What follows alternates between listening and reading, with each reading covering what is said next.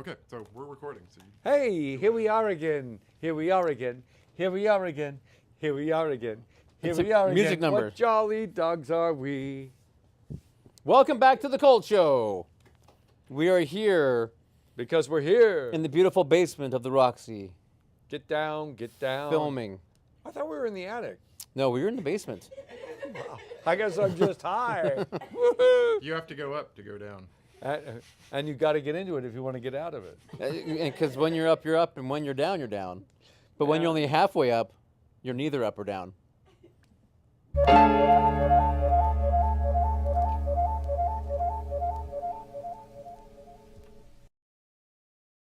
Wow, it's a philosophy Anyway. show. You didn't Welcome know. back to the philosophy show. Welcome to the Philosophy Hour. We're going to starring- philosophize for you.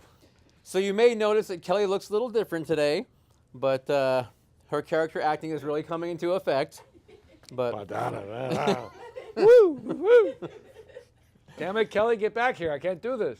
But in reality, yeah, we're making Jeffrey work some pretty bad hours right now. So We got a tap Thank dancing him. lesson together to do it. Kelly, come on. So Neil here is such a dear, dear friend that he had me cancel the pilot of a TV show I was shooting to be here in Kelly's place tonight because I owe him how much? No, I'm sorry. It's in fact I don't owe him anything because I'm doing this. it's so I don't go to the police and tell. That's right. So here we are again. Here we are again. Jolly, I did that. Anyway, Something intriguing, something appalling. if you sing a song that I know, I will sing it with you, just so you know. You know Comedy Tonight? No, I don't think so. Neither do I. Okay. Why is a cat's tail like a long journey? Because it's fur all the way to the end. Yeah. That's Comedy Yesterday. Sorry, that's yesteryear. It's fur all the way to the end. What's the one I read today? When a pig loses his voice box, does that mean he's disgruntled? What do female beavers have between their legs?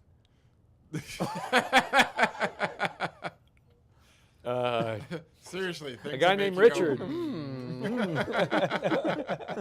Do tell. I don't know. That's probably just a vagina. I don't know. They could be slap happy with that tail. Which camera am I playing? All right, all of You them. played it either. Yeah, play it all. You're all a of big them. guy. You're Hey. an overactor. You just. Hey, hey. What the hey? Uh, Hey, so I met your cat today. you are a lucky man. He's the ambassador of Jollity Farm. Yeah, he was very nice. Very nice kitty. His name, my puss is named Ramses Cat Hotep Kitty Uncommon, and he's on IMDb. So look him up. Look him up. He needs the clicks so his ratings go up. I can't figure out how to get his picture on there though. They want me to pay I guess $100 just to put his picture up. So I'm hoping that the producer of the film that he's in will put his picture up. Witch's Blood, which came out 5 years ago now. So help me work on that, will you? Okay, yeah, let's do it. Ryan, are you watching? All you out Ryan there, Scott Weber?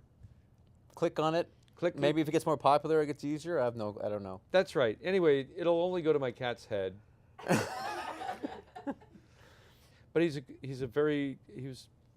been one of the saving graces during hard times, and that's why we love him. You mentioned the travesty, Oh 2001. boy, another one But- with the producers. But the Old story- Leslie Nielsen too, besides me. Can you tell that story real quick? That was. Do I kind of a- have to? You know, you don't Oh. have to. It was a funny story though. Why? They made me But- wait for 10 hours, but they said, you'll be in and out. We'll have you in and out within 2 hours. I was there for 12 hours before I worked, and then they misframed me, and it looked horrible. And it took me weeks and weeks to get paid. It was not pretty. How about the Leslie part? Leslie Nielsen? Yeah. It was funny because in 2012, I go to Chiller, which is a Comic-Con in New Jersey, and Leslie Nielsen is one of the big names there, besides Linda Hamilton and Morgan Fairchild and other big names like that.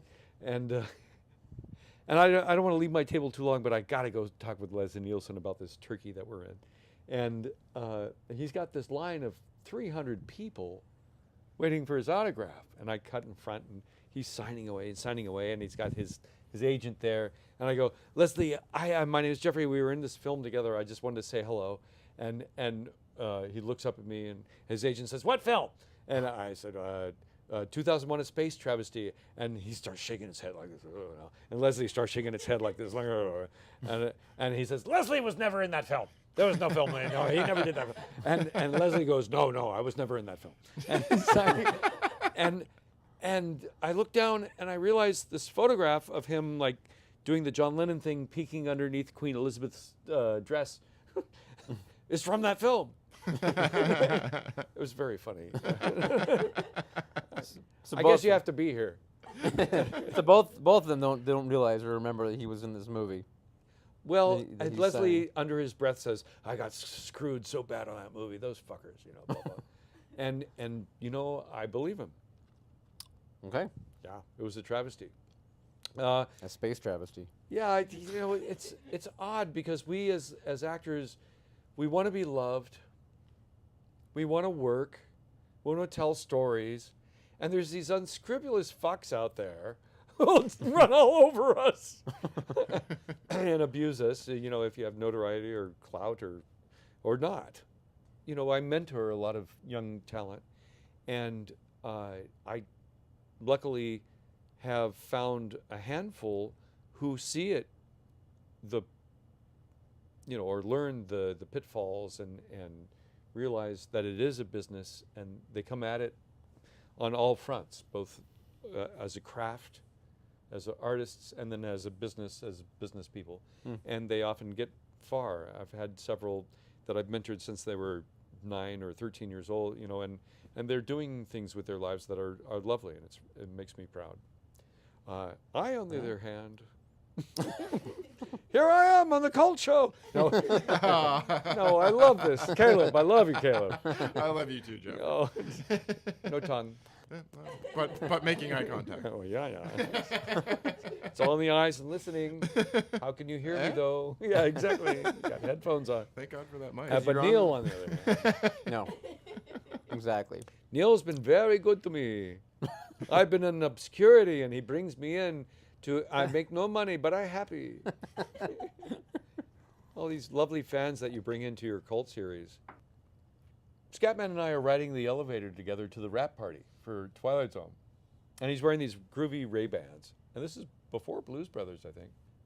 And, Ray-Bans would look cool. I was like, "Where'd you get those sunglasses, Scatman?" He goes, "My friend Jack Nixon gave me these." And I was like, "You far out. I got to get me some."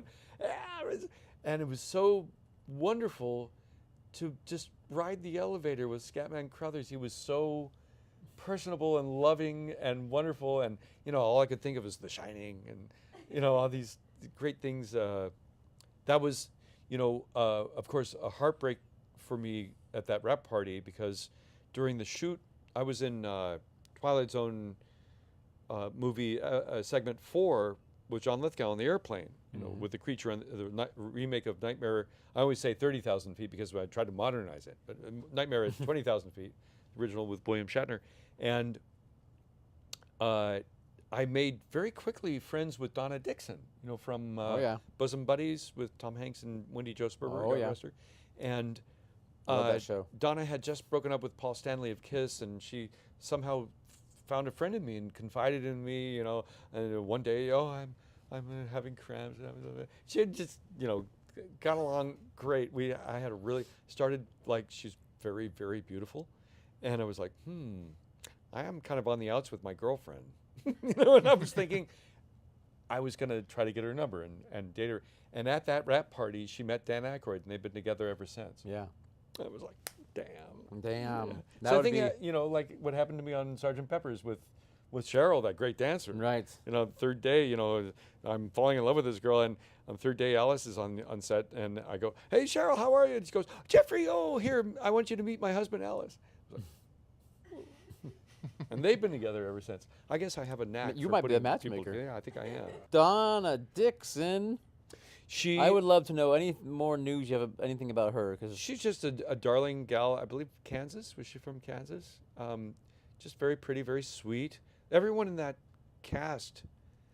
I should back up. When I got the call in late summer, I think it was, of '82, the terrible accident had already happened, like 3 months before.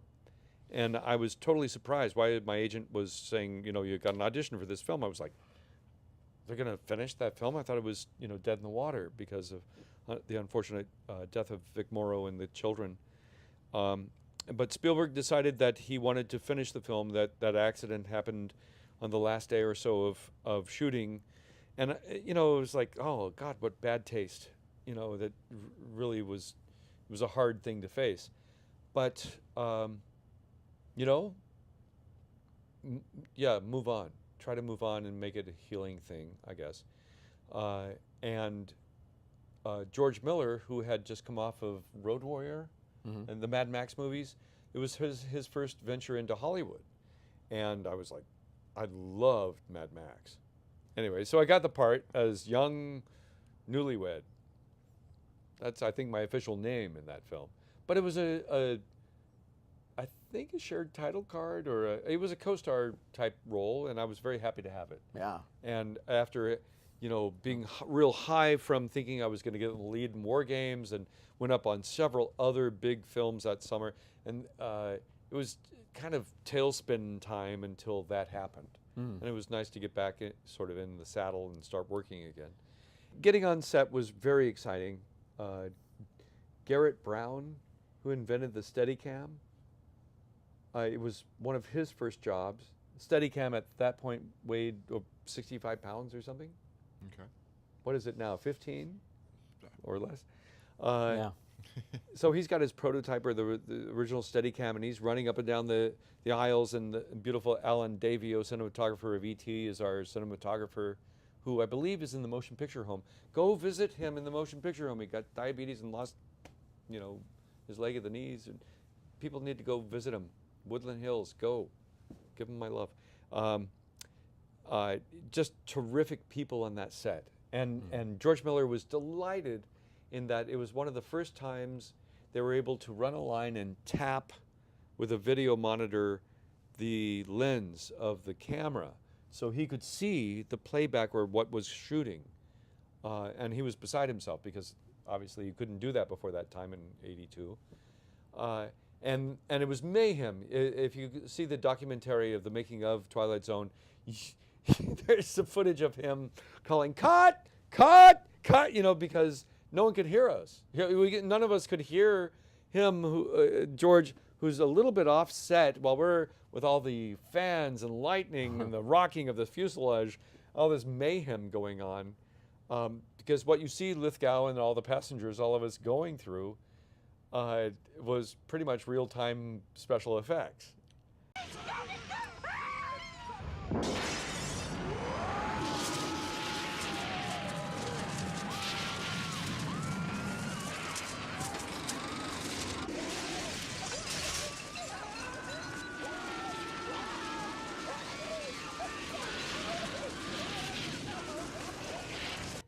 All right, so that we start talking about Twilight Zone the movie. Might as well Great people in it. keep going. Abby Lane. Let's talk. Abby Lane, who was married to Xavier Cugat, as one of the head stewardess with Donna Dixon, of course, from Bosom Buddies with Tom Hanks. Tom Hanks and don't forget Henry. Wendy Jo Sperber, who played my daughter in Back to the Future 2 and 3. Yeah. And 1. Not my. Not your daughter. Anyway. Right. J.D. Johnston is the co-pilot, who I worked later on with in Pale Rider. Yep. The first episode, Doug McGrath, who's the drinking buddy with Charlie Hallahan, with Vic Morrow, they both are in Pale Rider too. A few years later.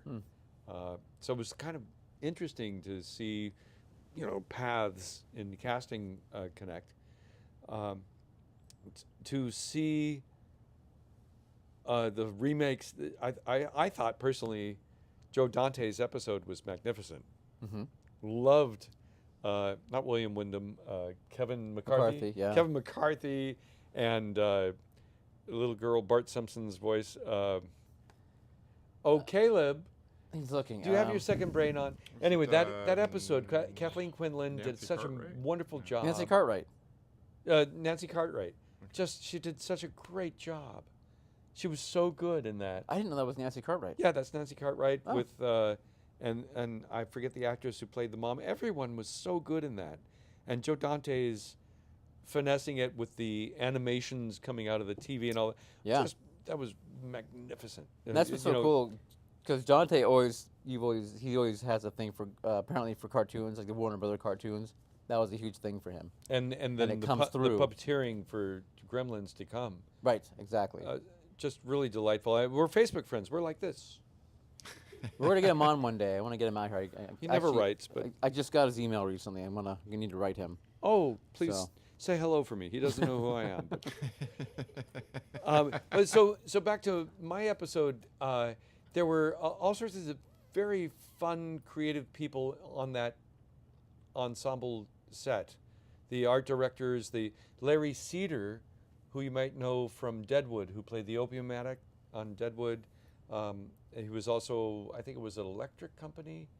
Anyway, Larry, magnificent talent. He played the monster on the wing of the airplane, and worked his tail off. And you see in the documentary the artists saying, "We need more expression in those eyes," and it comes through in the design of the Gremlin's eyes. And he's menacing yet at the same time comical.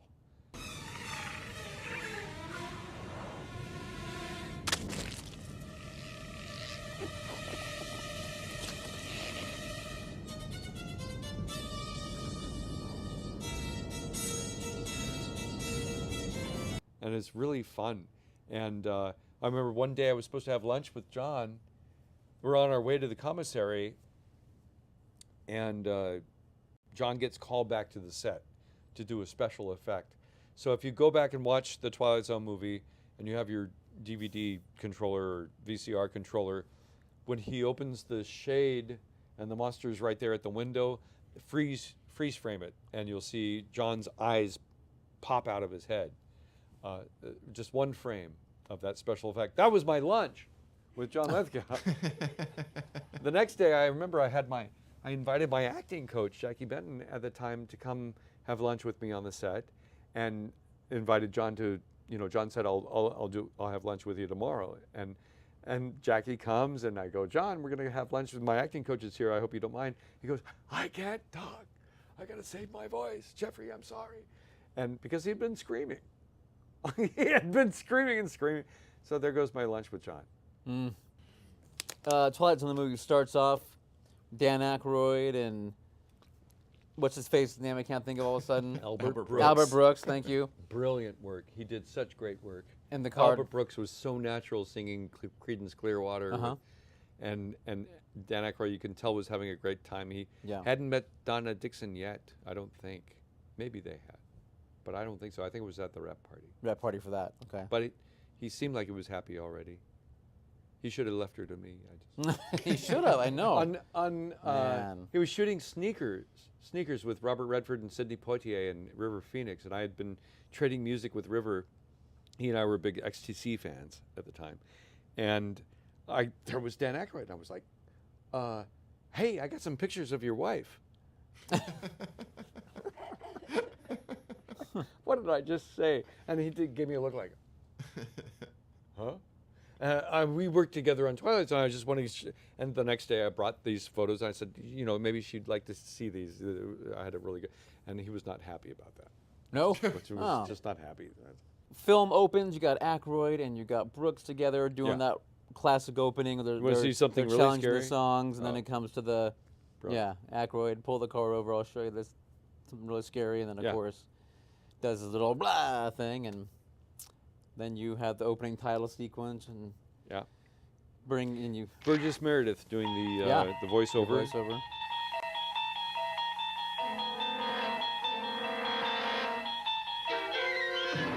You unlock this door with the key of imagination. Beyond it is another dimension. A dimension of sound.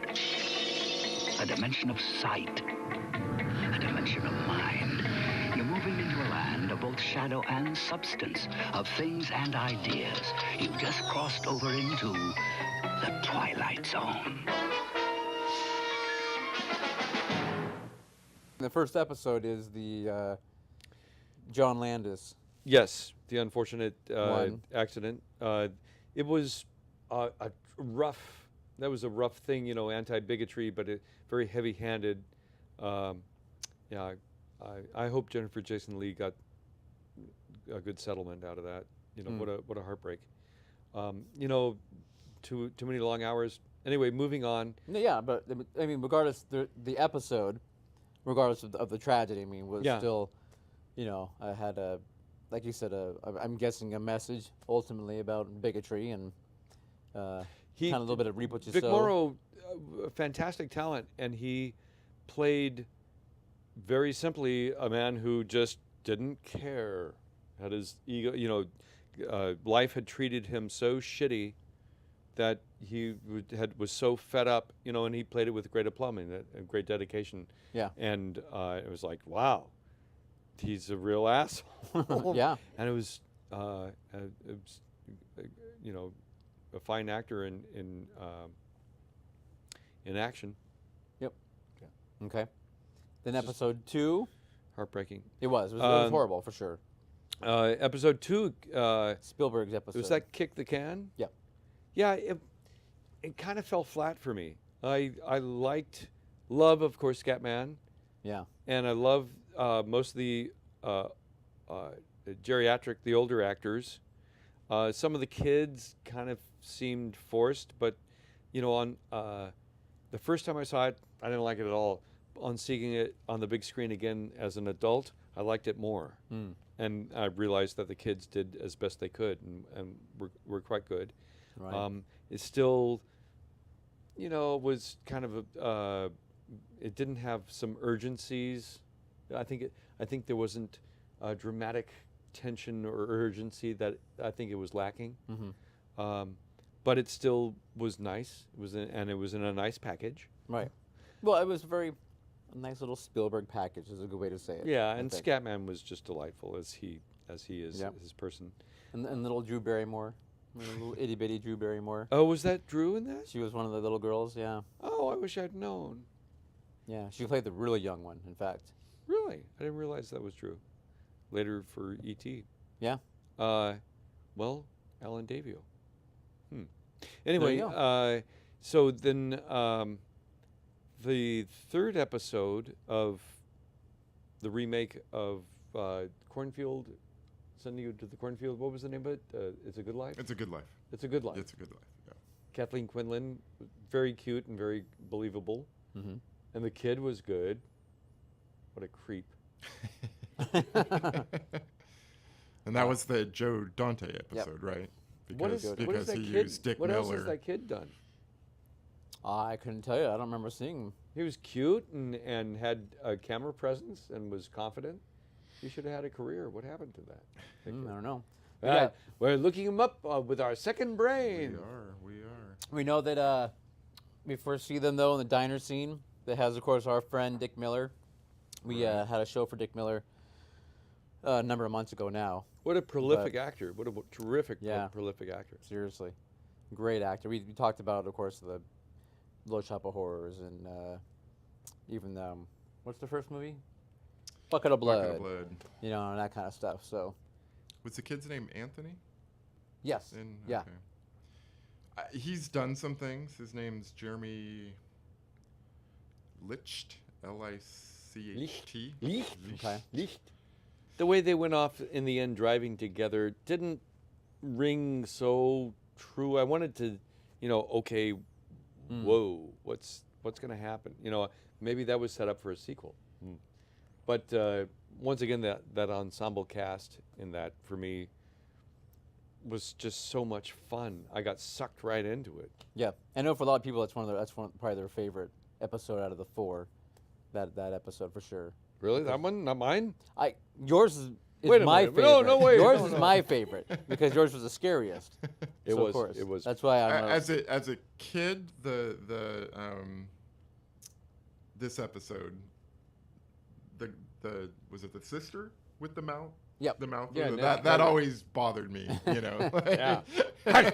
Like just the mouth being gone. It's been gone. Yeah. Yeah, she had no mouth at all when Right. the gal was watching TV. Oh, right. Oh, the sister upstairs. Yeah, Yeah, upstairs. yeah, Oh, yeah. She was just like watching TV or whatever. Yeah.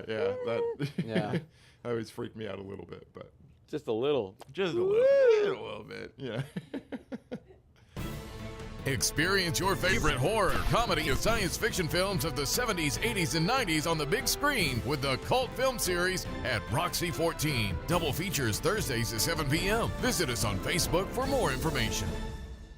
So, yes, it was just a thrill to be on that set, even if I had cat scratch fever. That Twilight Zone, I'll never forgive myself for not asking Donna out before Dan did. You just never know. She was a cutie, man. I tell you, I'm a huge fan of Bosom Buddies, so I definitely, I was, Tom Hanks, of course, you remember, was always fawning after her and just kind of, being an idiot, basically. And I'm just like, yeah, she's worth it, man. She's a good-looking gal. Damn. I recently watched Spies Like Us a couple weeks ago, so She was in that, yeah. Oh, yeah. Making out with Chevy Chase, but well, Dan watched. No tongue, though. No tongue. Of course, but Dan also got the hot, You got the Russian girl. Russian gal. Yeah. Oh, yeah. oh. Right. who was Vanessa, whatever her name is. I don't know her name, but The main gal from the Farrelly Brothers film, The Bowling. oh, Kingpin. Yeah, Oh, was that her? yeah. Oh Renee- crap! No, is her name Vanessa something, or is that? Wow. Anyway, not a big deal. I but didn't realize that was her. Not a big deal. Trivia time. Call in now and see if you Trivia. Yeah. can beat the second No, brain. I seriously, computer. I had no idea that was the same person. I just did this event in Las Vegas called 80s in the Desert.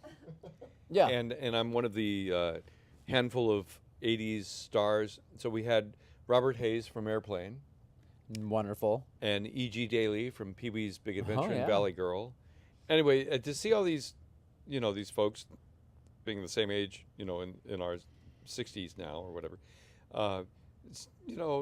it's nice to see people celebrating the work we did back then.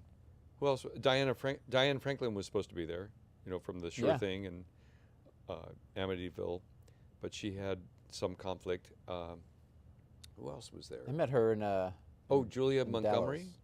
Julia Montgomery. from Revenge of the Nerds. Oh yeah. Okay. Yes, she was there, and then Brian Tochi. Oh, cool. And From he Revenge was of the a, Nerds. he was a sweetheart. He was one of the Ninja Turtles, Leonardo. Oh, And not different guy from Revenge of the Nerds guy. no, he was the same. He was same. Oh, he was Same. in Ninja Turtles. He was a Ninja Turtle. He didn't know was that. in Revenge of the Nerds. He was in. He was one of the kids on the original Star Trek episode where the kids took over the ship. And what a sweetheart of a human being. There were a lot of. Really, it was kind of surreal. We're just from the 80s. We're just from the 80s. Vanessa Angel Angel. Yeah. is Yeah. the Spies Like Us Kingpin actress. That's the one. That was her first acting credit.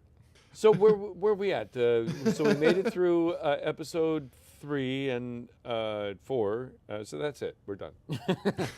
Okay. Good night. See you later. No. Give us John Lithgow. Maybe you can. You already said he's a great guy and all, blah blah blah. Yeah. But can you? I mean, he's a. Well, pretty- we talked about John Big Lithgow name. on here in the past episodes. We are big fans, So As am what's I. what's your take on it?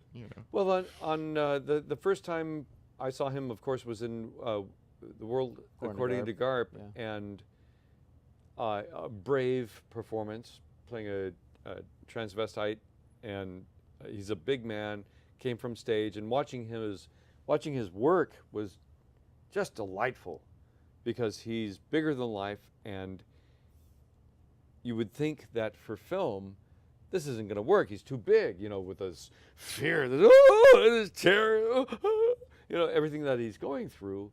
But it's all connected to this sense of truth, so it does work.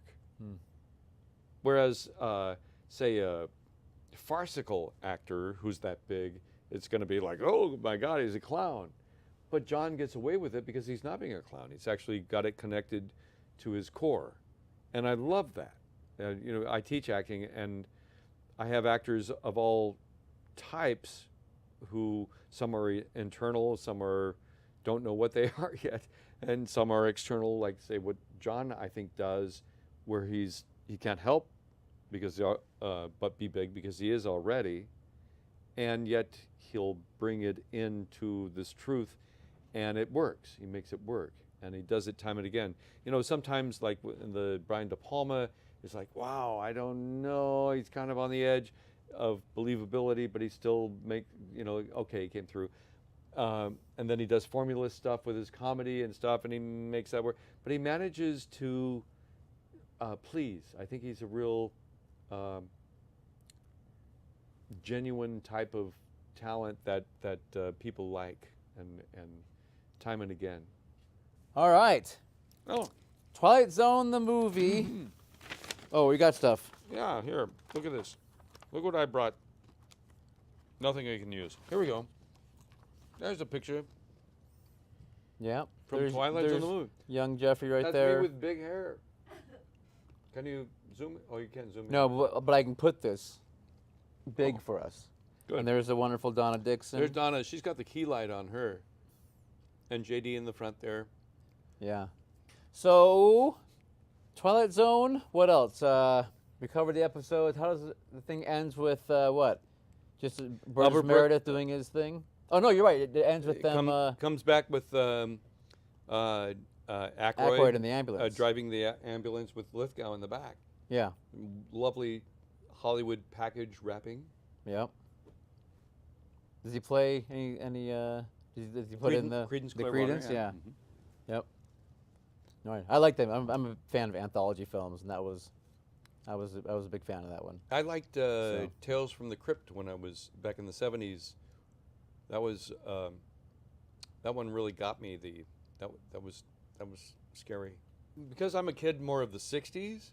Right. Some of the scary films that I saw. I remember my first nightmare, at least that I can recall from a film, was Tony Randall and Jack Klugman. what's her name from My Dream of Jeannie. Oh, Barbara Eden. Barbara Eden and Tony Randall were in a film called The Seven Faces of Dr. Lao. You ever see that? That's a cult film you should show. Okay. That was fantastic on the big screen. Really good special effects. It was up there with The Brothers Grimm with Buddy Hackett. Anyway. Shapoopy. Shapoopy? Skidoo? Shapoopy. Shapoopy. Shapoopy. Buddy Hackett. Oh, yeah. The Love Bug. He was so good. Did you see the Music Man? He was the. He had his big number, Shapoopy, Oh, at the that's town square. I've like. Hey, I'm trying to sing a song and he doesn't know it. Oh no, I know The it one now. song. I remember not being allowed to see The Blob. Oh, really? I think what was that, 58?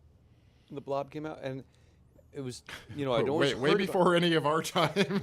I couldn't wait to see it, and then when I finally saw it, it terrified me when The Blob came out of the projection booth in the theater. I was like, whoa, no!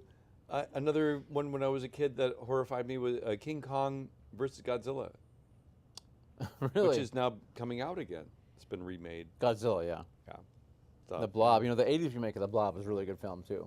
It was. It was a really good movie. I hate I did see tainting that the one. original. No, they did a good job with it. They did, okay. That was really- with Matt's Damon, right?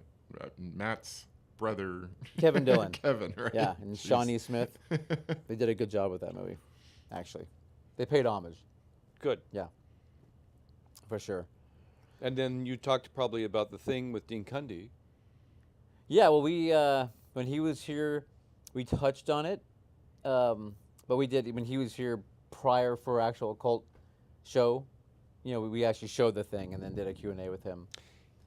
He But- said it was very cold when they shot that. I would imagine. Were they up in Iceland or something, or Arctic Circle? Yeah, practically? somewhere up there. I know I talked to him about what was it like having to film.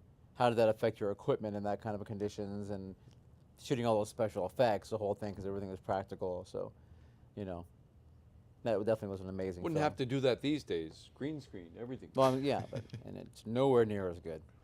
It's really an amazing challenge for actors now because the creature's here, and all you're looking at is green.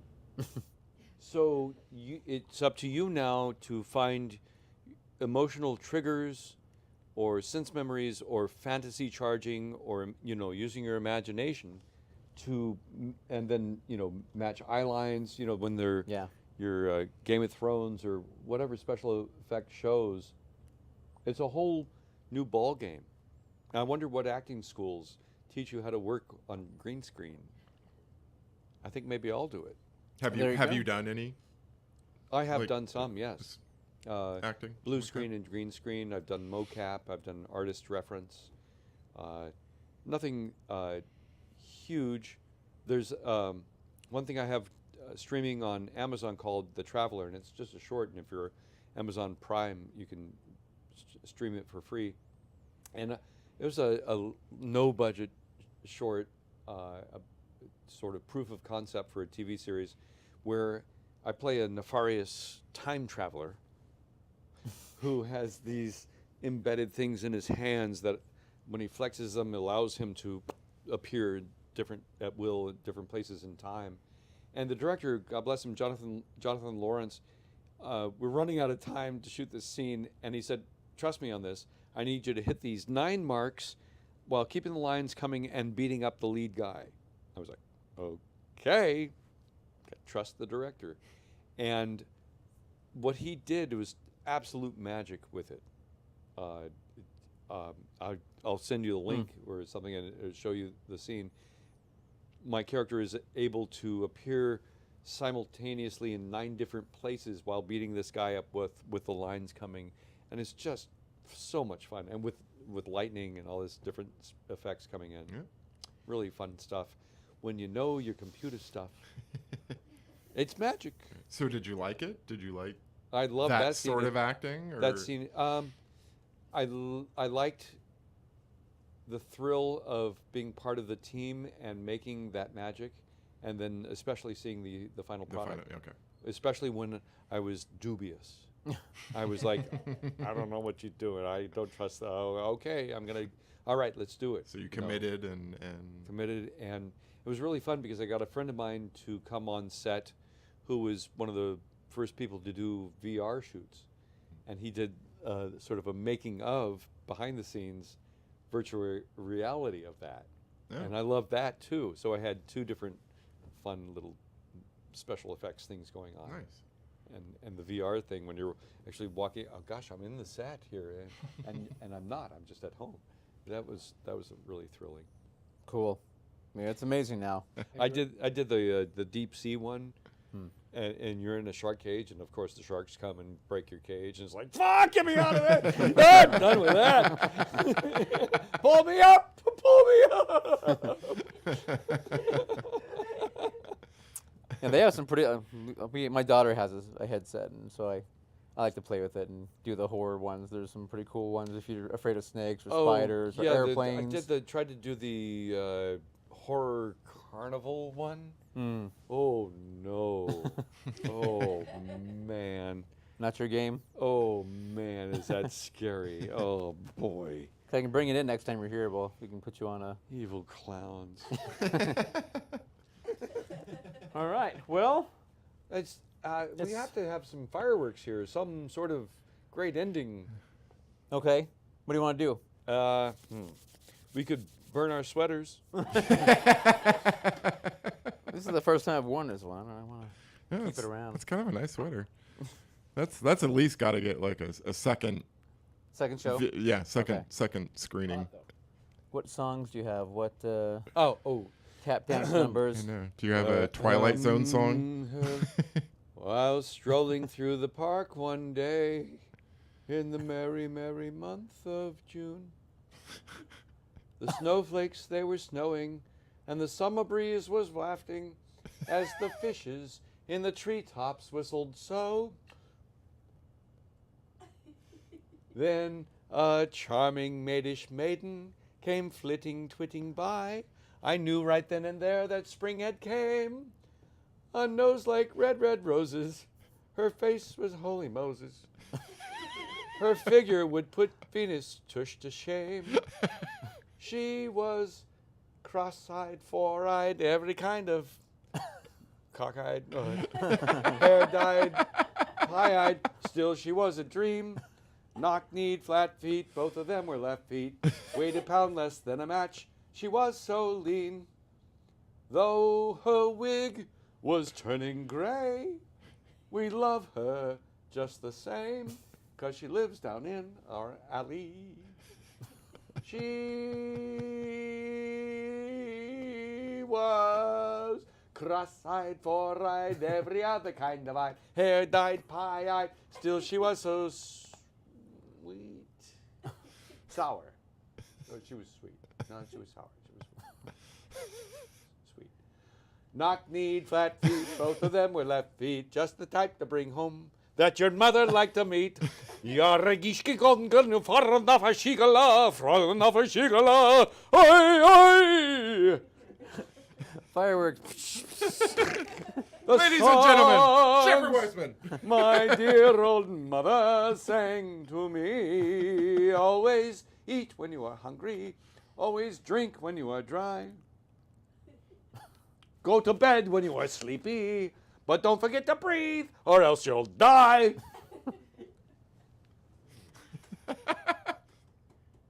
Can we clap? Spit cake. Very good. We're not worthy. No. We're not worthy. Oh, Thank you. George Bernard Pashaw. Pshaw. Okay, so on that wonderful note, Is it hurting? Oh, I've Caleb. just been laughing too much. We needed fireworks. we needed, you're right, we needed some Where's Dick Shawn when you need him? in my pants. Oh, not that Dick. So where can everyone find out more information about your singing? Are we still rolling? I think we still have some film left. Looks like it. I'm singing in and playing guitar in a band I put together for the 30th anniversary of the first Back to the Future film, or the film franchise. And this year being the 30th anniversary of Part 2, I've got a fundraiser that the band is plugging into. Mr. Fusion's the name of the band, in Chicago in July on the 19th and 20th. Go to outatime, www.outatimefoundation.org. Okay. And it's a fundraiser for Parkinson's, Team Fox. And then I'll be singing in my shower if you want to come by, and my car. Sometimes I'll sing on the streets, and if you see me doing that, just slap me. Find me at my website, jeffreyweissman.com. You can email me there. Follow me at JEF Weissman, WEISSMAN, JEF, just one F, on Twitter. Jeffrey J. Weissman on Instagram. And that's about all. Okay. That's a fair amount of ways to get in contact with you. I'm marketing, I'm branding, babe.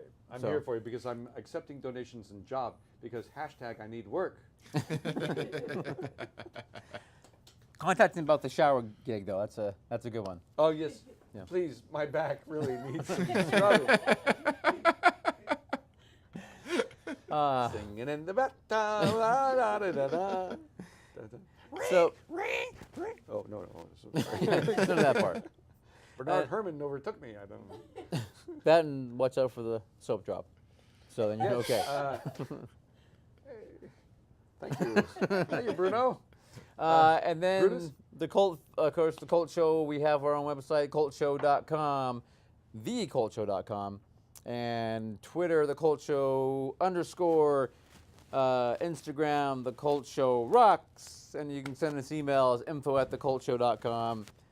And the Cult Film Series still happens every other Thursday at the Roxy, where you can come watch a movie and hear us talk live. and Are in you going to person. do Kelly's and my film? Are you going to screen Flying Saucer Rock and Roll?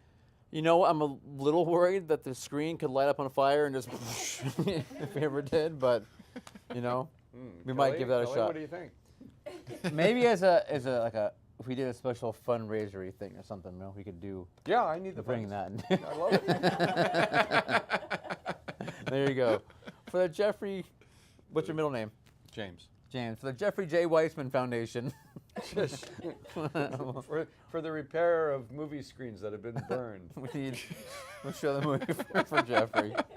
I burned up the screen. What would it take to get your band here? You couldn't afford it.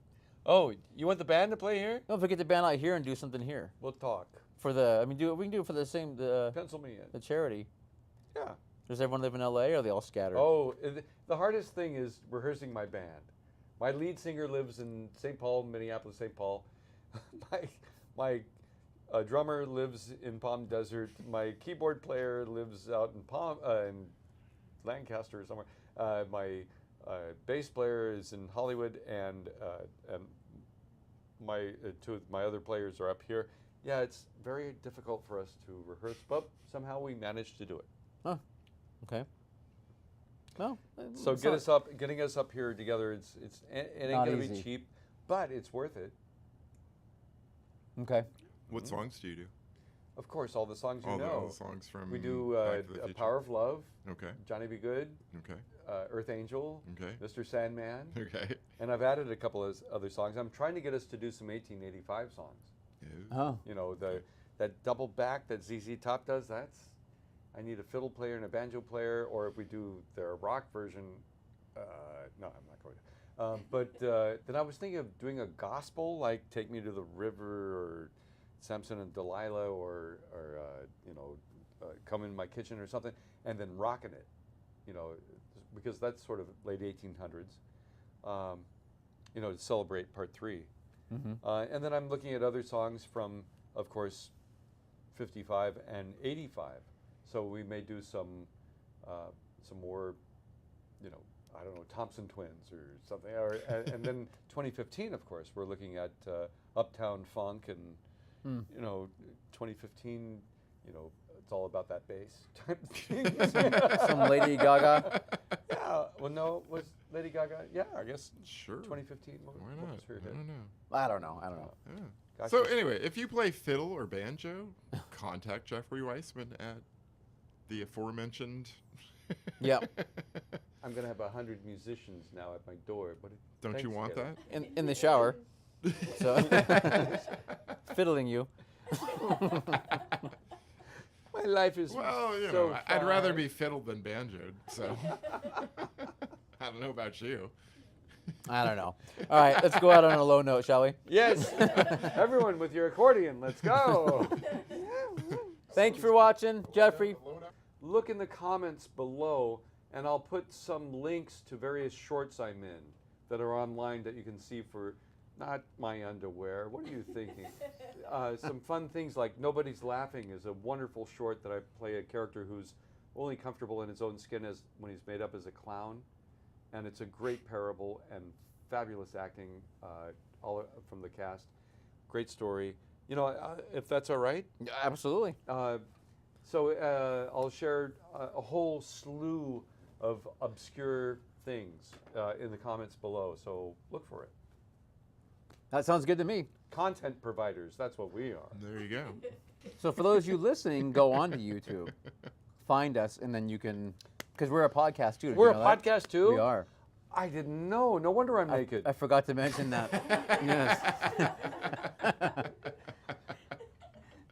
That's for, a different reason, but that makes the shower part easier.